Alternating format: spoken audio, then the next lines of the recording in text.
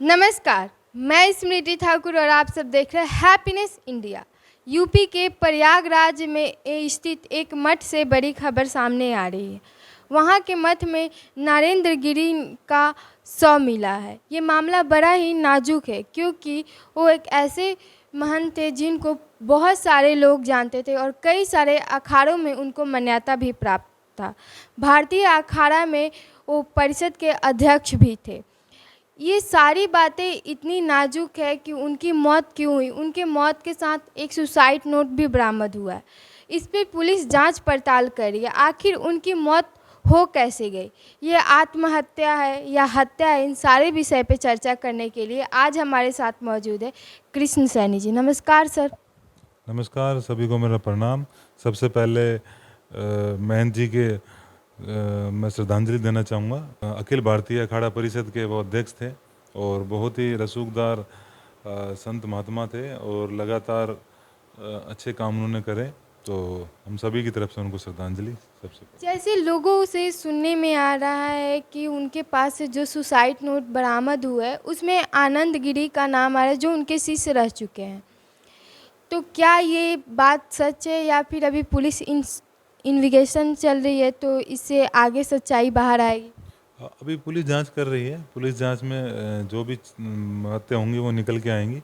अभी शुरुआती पहलू में ये पता चला है कि जो सुसाइड नोट में उन्होंने कुछ लोगों के नाम लिखे हैं, जिसमें उनका सबसे करीबी जो शिष्य है वो आनंद गिरी, वो भी उनका भी नाम है। और वो कह रहे हैं कि उनकी वजह से मुझे कई सारी चीज़ों की ठेस पहुंची है, जिसकी वजह से तो वो अभी जांच का विषय है सारी चीज़ें। हालांकि आनंद गिरी को हिरासत में ले लिया गया है और बताया जा रहा है कि एक दो दिन पहले ही जो उत्तर प्रदेश के उप मुख्यमंत्री है केशव प्रसाद मौर्य ने उनसे मुलाकात की थी और बहुत ठीक ठाक बताए जा रहे थे। ऐसी कोई स्थिति नहीं थी कि जिससे लगे कि वो आत्महत्या कर सकते हैं।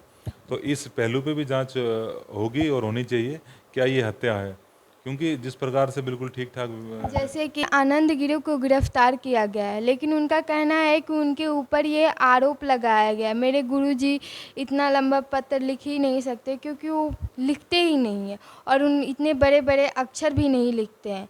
इस पे उन्होंने साफ साफ कहा कि दूसरे लोग मेरे ऊपर ये आरोप लगा रहे हैं कि, और मैं इसमें काफ़ी लोग 1 साल से कोशिश कर रहे थे, अब इस कोशिश में लोग नाकाम हो रहे हैं। इस पे क्या कहें?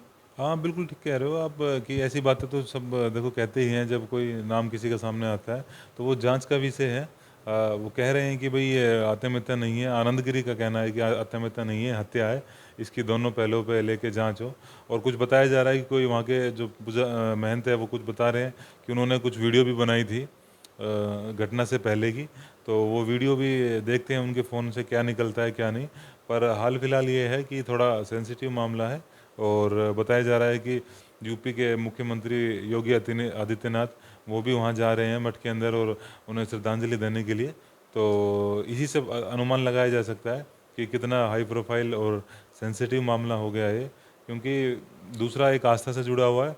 और इस प्रकार से जो महंत का और जो अध्यक्ष हैं कई अलग अलग संस्थानों के, उनकी इस प्रकार से मृत्यु का होना तो कई सारे सवाल खड़े करती हैं सरकार के ऊपर भी और प्रशासन के ऊपर भी, और जिस तरीके से मठों में कार्रवाई चलती है उसके ऊपर भी, कि अंदर के लोगों के अंदर ही किस प्रकार की गुटबाजी है, तो और एक दूसरे को लेकर किस प्रकार की भावनाएं हैं।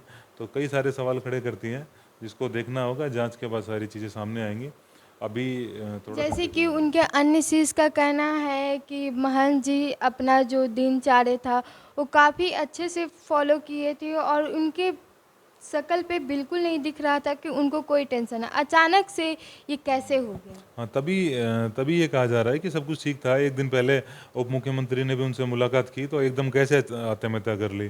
भाई अगर आत्महत्या करता है कोई तो कई सारे उसके पहलू होते हैं। भाई टेंशन में थे और परेशान थे, किसी चीज़ का दबाव था, कुछ ना कुछ रहता है, तो उसमें आदमी कुछ दिन तक थोड़ा सा डिप्रेशन या इस तरीके की परेशानियों में रहता है। जब जाकर कुछ ऐसा कदम, एकदम अच्छा भला इंसान ऐसे कदम उठाए तो वो थोड़ा हजम होने वाली बात नहीं है। पुलिस को अच्छे तरीके से जांच करके जो भी सच्चाई है, या फिर इसको सीबीआई को सौंप के सीबीआई इसकी जांच करे और सारे पहलुओं को, कोई किसी को बचाने का प्रयास ना जी करे। जी, इस पे बात चल रही है कि अगर पुलिस से ये जांच आगे नहीं बढ़ पाती है तो आगे ये केस सीबीआई को सौंपा जाएगा, क्योंकि महंत जी तो जो थे एक बहुत ही अच्छे थे और बहुत ही उनको लोग जानते थे और आस्था से जुड़े थे। और तो और उन्होंने अयोध्या के राम मंदिर में भी अपना योगदान दिया है। इस वजह से ये केस सीबीआई को सौंपने की बात चल रही है। और जैसे कि लोगों का कहना है कि उन्होंने बहुत सारे अखाड़ों में बहुत सारे लोगों की मदद भी की है। इस पे लेके क्या कहना है? हाँ, बिल्कुल ठीक बात है। वो बड़े रसूखदार थे, मैं बता रहा हूँ कि, और संत महात्माओं के बीच भी, अखाड़ों के बीच भी, और अलग अलग सरकारों के बीच भी उनका अलग ही एक रुतबा था। चाहे वो किसी की भी सरकार रही हो, सपा बसपा या फिर बीजेपी की, तो ऐसा कहीं नहीं था उनका, कहीं किसी प्रकार का कोई विवाद नहीं था। और इसी को लेके कहा जा रहा है, और हम भी कह रहे हैं कि जांच अच्छे तरीके से हो और सीबीआई से जांच हो तो ज़्यादा अच्छा है। दूध का दूध पानी का पानी हो, क्या बात है, क्योंकि इसको लेके सनसनी बनी रह जाएगी अगर ढंग से जांच नहीं हुई। तो जो वहाँ के संत समाज है उनके बीच में भी, और जो उनके श्रद्धालु हैं उन सभी के बीच में भी एक मन में शंका ही रह जाएगी कि भाई ये क्या था।